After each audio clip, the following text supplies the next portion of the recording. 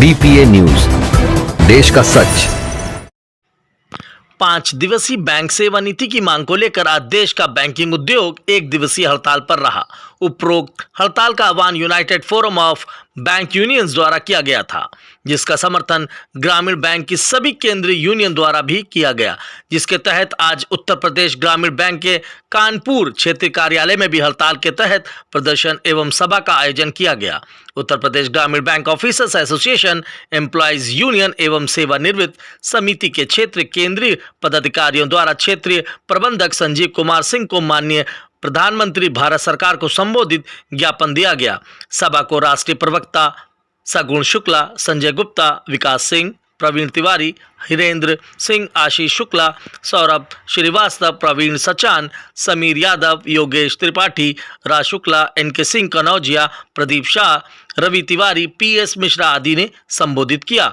विदित हो कि 5 दिवसीय बैंकिंग सेवा नीति लागू करने की बैंकों के सर्वोच्च प्रबंधन इंडियन बैंक एसोसिएशन द्वारा सितंबर 2023 में लिखित रूप से समझौते के तहत स्वीकार किया जा चुका है, किंतु भारत सरकार द्वारा उपरोक्त समझौते को लागू करने की अनुमति पिछले 27 माह से नहीं दी जा रही है।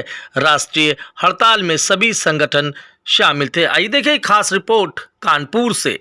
जिंदाबाद जिंदाबाद जिंदाबाद, इंकलाब जिंदाबाद जिंदाबाद जिंदाबाद, जिंदाबाद जिंदाबाद जिंदाबाद, जिंदाबाद जिंदाबाद जिंदाबाद, कानपुर के नेता जिंदाबाद जिंदाबाद जिंदाबाद, कानपुर के नेता जिंदाबाद जिंदाबाद जिंदाबाद, ऑफिसर एम्प्लॉयज यूनिटी जिंदाबाद जिंदाबाद जिंदाबाद, ऑफिसर एम्प्लॉयज यूनिटी जिंदाबाद जिंदाबाद जिंदाबाद, रिटायर्ड समिति जिंदाबाद जिंदाबाद जिंदाबाद, रिटायर्ड समिति जिंदाबाद जिंदाबाद जिंदाबाद, दिलीप मुखर्जी अमर रहे, दिलीप मुखर्जी।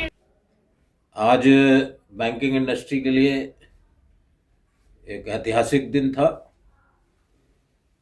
जब संपूर्ण बैंकिंग इंडस्ट्री के ट्रेड यूनियन संगठन अपनी एक उस मांग को लेकर जो सितंबर 2023 के वेतन समझौते में तय कर लिया गया था, लिखित समझौता कर लिया गया था कि जिस तरीके से आरबीआई, नाबार्ड, एलआईसी, केंद्र कर्मचारी, तमाम प्रतिष्ठानों में 5 डेज जो वर्किंग सिस्टम लागू था, वो बैंकिंग इंडस्ट्री में भी लागू किया जाएगा। लेकिन आज 27 महीने बीत जाने के बाद भी भारत सरकार ने इंडियन बैंकर एसोसिएशन और बैंकिंग इंडस्ट्री के यूनाइटेड फोरम बैंक यूनियन के बीच हुए समझौते को अभी तक क्रियान्वित नहीं किया है। इतना ज़्यादा वर्कलोड है, इतना दबाव है,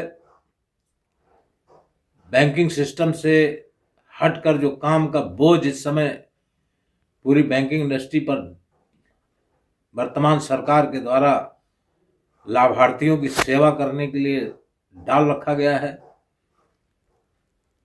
इंश्योरेंस कंपनियों के एजेंट के रूप में बैंकिंग इंडस्ट्री को इस्तेमाल किया जा रहा है।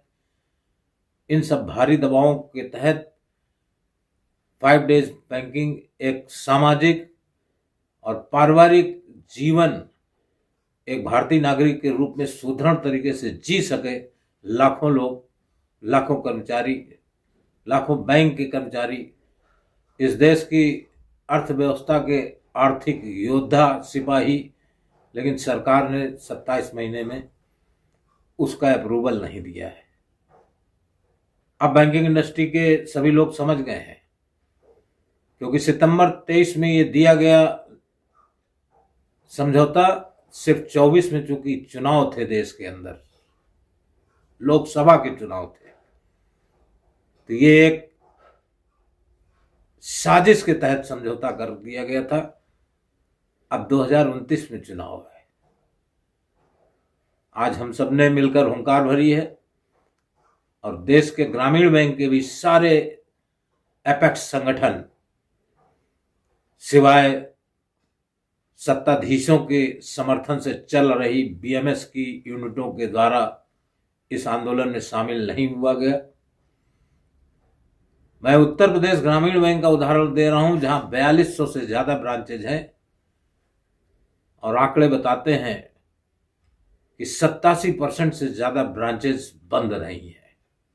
ग्रामीण बैंक के लोगों ने पैरिटी के सिद्धांत के तहत, समानता के सिद्धांत के तहत इसे नैतिक समर्थन दिया था और इसमें ग्रामीण बैंक के सेवानिवृत्त लोगों ने भी हर प्रदर्शन में शामिल होकर अपने वर्किंग यूथ लोगों के मनोबल को बढ़ाने के लिए उसमें पूर्ण रूप से हिस्सेदारी की थी।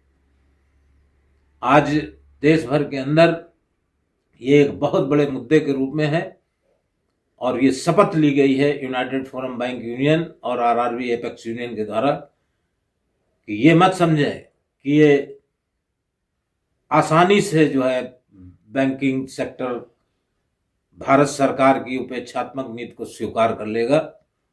तमाम राष्ट्रीय मुद्दों के साथ अब इस संघर्ष को बैंकिंग सेक्टर के लाखों लाखों लोग अंतिम अंजाम तक पहुंचाने के लिए कमर कस रहे हैं। जय हिंद, जय भारत।